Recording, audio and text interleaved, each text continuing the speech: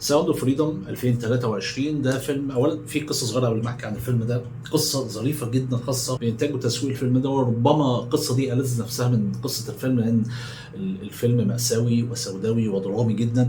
ولكن خلينا نتكلم عن القصه دي. الفيلم بعد ما تم انتاجه وكيلت مهمه التوزيع بتاع الفيلم نفسه شركه ديزني، لكن ديزني طبعا لان السنه دي الفيلم الرئيسي عندها اللي بتوزعه على العالم كله هو فيلم باربي اللي موجه له جميع دور العرض والحاجات دي كلها، قررت انها هتأجل توزيع الفيلم ونزوله الى الاسواق. وبالتالي حصل نوع من الخلاف ما بين منتج الفيلم وشركه ديزني نفسها، وتم الاتفاق ما بينهم ان هيحصل استعاده للفيلم او لحقوق تسويق الفيلم نفسه، وهيدوها لشركه تانية. وفعلا عملوا ما يشبه حمله تبرعات موجوده على موقع على الانترنت، الناس من خلالها تروح تتبرع بمبالغ بسيطه جدا، من خلالها يقدروا ان هم يوكلوا شركه تانية ويدفعوا ويساهموا في عمليه التسويق بتاعهم، ونجحوا فعلا لتسويق الفيلم عن طريق شركه فرونت رو.